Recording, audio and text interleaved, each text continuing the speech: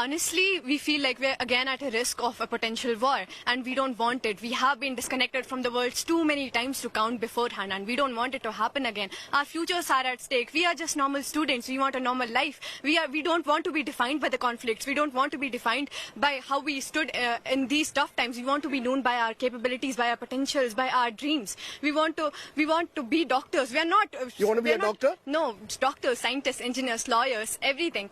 We're not just victims of political situations. We are dreamers, we are poets, and we don't want another war. The internet gets cut off, and then we get disconnected from the rest of the world as if nobody even cares that we exist, and we don't want that to happen again. We're often seen as terrorists, victims of conflicts that are out of our entirely. You are seen as a terrorist? Yeah, if you tell someone that I am a Kashmiri, I am a Muslim, they're not going to see you for the human that you are. They're going to associate so many stereotypes with you, and you're going to have to apologize for things you didn't even have control over. Kashmiris don't want to apologize for things we highly condemn, and we don't want to be stand at the forefront of everything and get blamed for all of it. Yes? Yes, so we have to always prove that we do not associate with the terrorism that is happening in Kashmir. We always have to prove that we actually feel guilt. We feel sad for the lives that were lost. Like they do not think that a Kashmiri can be human, because anybody would condemn what happened in Pahalgam, and this is something which humanity stands for. Who asked you to prove your loyalty? Somebody asked you out there I mean, you're living here in the Kashmir Valley. How do you feel that you're being asked to prove your loyalty? Is it what you see on the net or in the media that makes you feel that way? Yes, sir. I've seen a lot of comments. They are telling us you are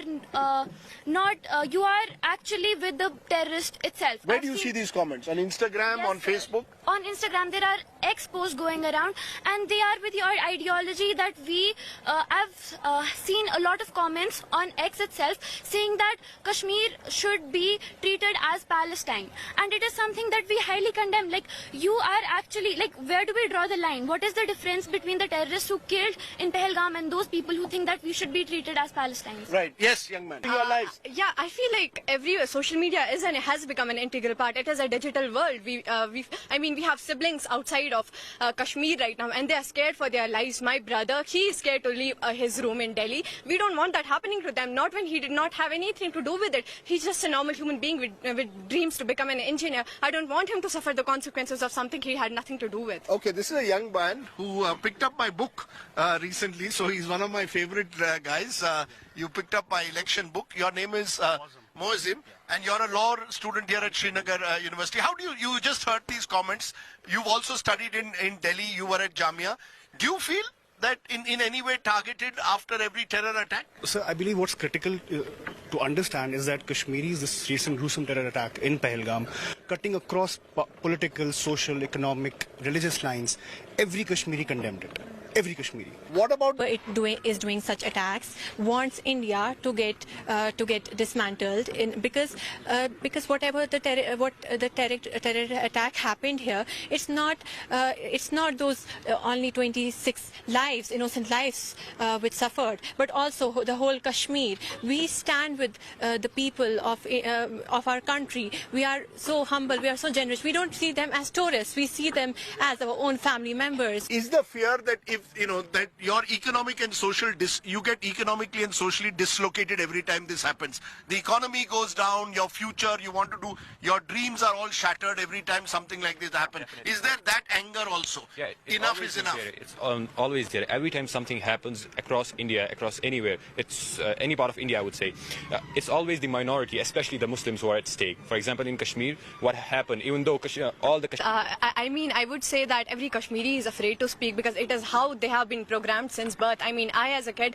I remember, I just don't want to be a kid again who is shutting the windows and doors of her house just so the tear gas won't come in and I won't burn, my throat won't burn, I won't be suffocated. And honestly, that is the fear that has been instilled in us. And obviously, any normal human being would be afraid to speak up against anything. And but there are the images of stone pelting, of youngsters throwing stones at security forces. All these images reinforce, that has changed. A lot has changed. You can see us. You all find even this concept of militancy unacceptable. Yes, everything has changed. we don't Violence stand- is unacceptable of Violence any is kind. Extremism is Of any unacceptable. kind. Fanaticism is unacceptable of any kind. It is not a religious terrorism, but when fanaticism and extremism join hands, you find what happened unfortunately in Baisaran, and we are against it. We stand united with the people of the country. If you spoke that in a public place, you think people in Kashmir would support you today? Yes, Absolutely. Yes? Absolutely. Yes, if you spoke with in a voice. Every district of Kashmir, in every city of Kashmir, in every gully of Kashmir, people are supporting us when we speak against violence and terrorism, because this is not acceptable at any There is no point. fear. Is there a fear though? Many years ago, I used to find a fear factor. Is that fear factor still there? No, it's not there. Is it much less? I would say it's not there anymore, especially in this case. For example, we are here on Zero Beach. If you go from the other gate to the other and ask every single person here, he will unequivocally condemn what happened in Baisaran without a fear of any repercussions or any thing. If you want to say that Pakistan, if Pakistan is behind Baisaran, there should be tough action against Pakistan. People would have no problem with that anymore. Yes. No. Say using the P word, using a P word is not a No. is not a problem anymore. Without a second thought. Without a second thought. Okay, I want to ask you all about your futures. You just mentioned about how you have all these dreams. You dream to be a lawyer Yeah, that's the plan. here in Srinagar. Or do you believe that your future lies in Srinagar, or would you like to have to go outside Srinagar in a way to make a career? So I think it's perfectly fine if a person does want to go outside to the other parts of the country, but I believe that you need to also contribute back to your place.